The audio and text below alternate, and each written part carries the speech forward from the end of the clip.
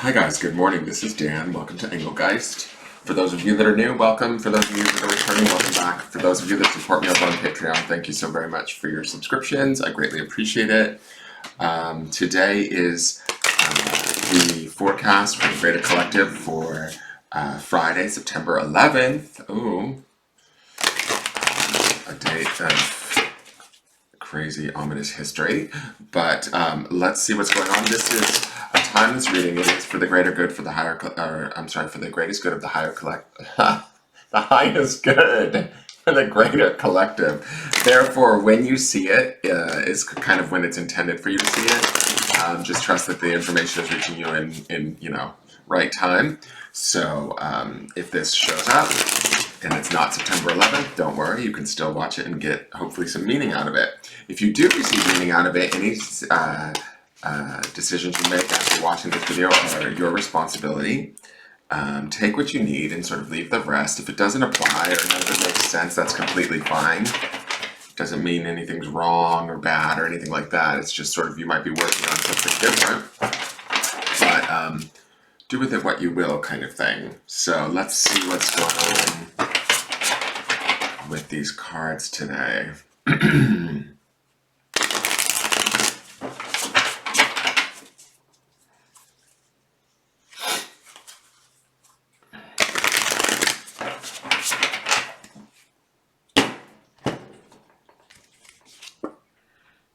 Hi, Nine of Cups. So we definitely have this Cups energy swirling around us. Remember, we had the King of Cups yesterday. We should be, now that we're in Friday, we have Friday and Saturday of this week, so we're kind of edging into the end of the week energy, which was that Two of Cups, right? What I like about this laying over that Two of Cups, this Nine of Cups, is that the Nine of Cups is sort of about self-sufficiency, about emotional well-being, feeling good, feeling kind of sort of sound, so to speak, and having everything that you need around you and being aware of that. But it's on a sort of singular level, right? Nines always represent sort of that kind of completion at a personal level, right? Where we kind of graduate, complete, come to terms with, however you want to place it, right? So today's a day, I would say, to maybe reflect upon all of the blessings that you do have, become very connected to them, very aware of them, very grateful for them. That's also sort of the energy of the Nine of Cups, in my opinion, is that there's a sense of gratitude. The thing is that she sits here alone, but I feel like she has no need for someone else, right?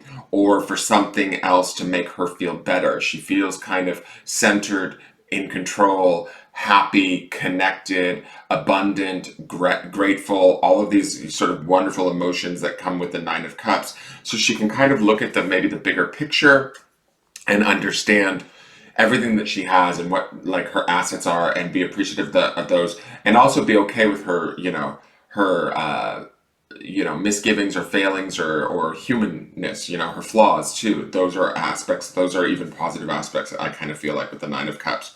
So now, underneath that, from Sunday's reading, we have that Two of Cups, and what that speaks to, or the way that these two connect, is obviously they're both Cups energy, which is that, element of emotions. But to me, I feel like this sets us up, this Nine of Cups sets us up to better understand what it is we want, what it is we desire, what it is that's going to make us happy.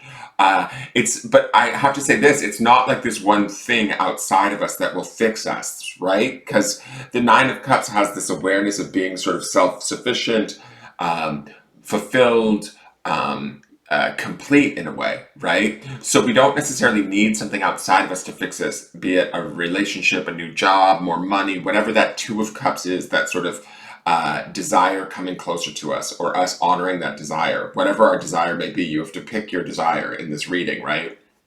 But when we look at this Nine of Cups, she's feeling, she's grateful, she's in gratitude, she's able to appreciate everything that's around her. So therefore, it makes it easier for her to connect to what it is that she wants to create with that Two of Cups, right? Out of a space of love, out of a space of harmony, out of a space of peace. And that energy that we utilize, that is in this Nine of Cups, to sort of create or bring ourselves closer to that Two of Cups, to that union of the Two of Cups, is powerful stuff, right? We also had that King of Cups yesterday, so he's also very beautiful in his kind of strength awareness, emotional connection, all of that. So we're kind of riding that right now. And anything we think, anything we feel right now, I kind of think is key, because it's helping to not only help us flesh out and discover whatever that Two of Cups desire might be, but it's also helping us to create it, bring ourselves closer to it, place it within the realm of possibility for us. Does that make sense? I hope that makes sense. So let's see what else we have going on in the Moonology deck.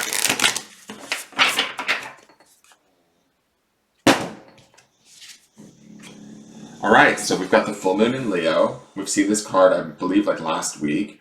This is don't let pride get in your way.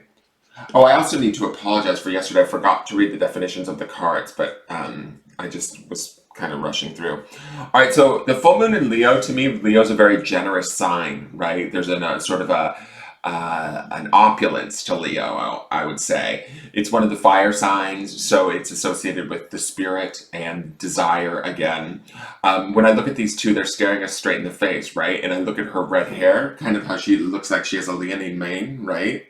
It's like water and fire coming together and really sort of owning who they are, what they want. The fullness of that in the full moon speaks to sort of also this abundance, this idea that we have it all within us. It's all available to us, right? And the Nine of Cups speaks to this idea of really honoring that, acknowledging that, not denying it, remaining true to it, being in appreciation of it, all of that, sort of really connecting to it and utilizing it to our advantage. So let me see here. Okay. And so we have this on carnelian, which is a red stone, which would associate with the first chakra. This is miracle. And when I think about miracle and the first chakra, and I think about this sort of fieriness of this full moon in Leo, it's weird. My first perception, or my first thought here, is that today is the day where we can make things happen in our favor. Today is the day where we can almost manifest miracles onto the physical plane, if that makes sense. And the reason why I'm saying this is because of that red stone that has miracle written on it. It makes me think of the base chakra, which connects us to the planet. So, and with this full moon in Leo, that also has that sort of fiery nature to it, or that sort of red nature, which matches the carnelian stone, which brings me back to this idea of kind of bringing miracles down onto the planet, connecting them to the planet, creating them for ourselves, with like sort of gratitude, with these sort of beautiful, abundant, emotional feelings that are positive. Does that make sense? And so I kind of get a feeling that there's opportunities here to sort of move ourselves in directions. This is the miracle aspect of the stone, in directions that we didn't otherwise, see as possible maybe in the past. Sort of, things that we thought were impossible become possible. That's the act of the miracle stone. Like, dwell in this idea of possibility today, right? This full moon in Leo, it's that sort of generous, gregarious, abundant kind of nature, especially with the moon being full. It's like it wants to give to us, right? So allow the miracles of that giving to come in. That's also the Nine of Cups, being appreciative of that, being grateful for that, being open to that, being aware and accepting of that. Miracles can happen, and as we ground in that and we allow them to come to us, they quite possibly become more frequent and more intense or more obvious as we allow them to happen. But don't forget to stop and sort of acknowledge each and every miracle, even if it's a small miracle or, an achievement, whatever, that has worked in our favor over the day. We want to sit in this Nine of Cups energy of being in gratitude for it, being thankful for it, giving, sort of our attention to it, and then allowing that to build to create more sort of opportunities and miracles around us. All right, so let me read these stories to you really quick, or definitions, I should say. I need to ask if you guys even like that I read these. I'm not sure. I started doing it back with that one deck, and I haven't stopped, and kind of takes up time, but sometimes I think you guys might like to hear it. I don't know. Maybe leave me a comment and let me know if you guys like me reading them or not, and I can either continue to or stop. All right, Nine of Cups is fertile surroundings, nourishment, natural beauty, delight, romance, summer's cauldron of all good things for the heart, Relief and well-being, blossoming, seduction and pleasures, gentle, inspiring surroundings and company, warm, encouraging atmosphere, luck, the feel of enchanted evenings. That's all very lovely. That all feels very possible. That all feels very miracle-based. That all also coincides with this full moon in Leo energy to me. I mean, just as far as how you think of that sort of Leo energy of being so warm, generous. So all of that abundance that she represents. I also feel like there's a self-sufficiency to the Nine of Cups. That's why she's always pictured alone. There's like this beautiful kind of awareness of what she's worth and owning it from that space. So don't let pride get in your way. Full moon in Leo. Have you been letting your pride become an obstacle? Is the question you're asking based on your ego, or is it from your heart? Leo energy is all about the heart. Think of the big-hearted king of the jungle, the lion. Its energy is magnificent, but when it's combined with the rush of the full moon, it can become over the top. This card may have come to you because you need to end a deadlock that has developed. More love and thoughts for the greater good are the solution to this dilemma. If you've not been doing as you would be done by lately, this is the time to find a balance between your own needs and the needs of the people around you. This will help all of your relationships. Attune to the moon. Be magnificent without being plain too much. I don't know what that means. Additional meanings for this card. Self-esteem is good, vanity is not. Everyone is equally important. Creative urges should be followed. Works of magic. A friendship may be ending now. The teaching. When the full moon comes in Leo, it can be a wonderfully bright time where people feel more confident to show the world their talents and assets. This is the upside of this lunation and of this card, no matter when you pull it. However, take note that the Leo full moon combination creates a sort of tension between your needs and the needs of people in your networks. Leo full moon is a time to release pride. So in that idea of that tension between your, your network and the networks of others, kind of also brings me back to that message that kept coming through with the Knight of Swords, or the King of Swords throughout this week, about maybe upsetting some other people with our desires.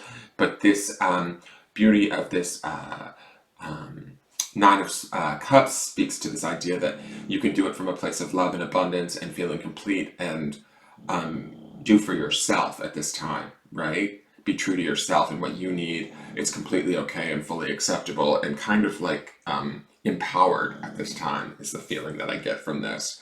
Like bask in that, the glory and the abundance of that. Allow yourself to have it. Just try not to do it at anybody else's expense, so to speak. All right, so that is your forecast for the day. I hope you guys enjoyed it.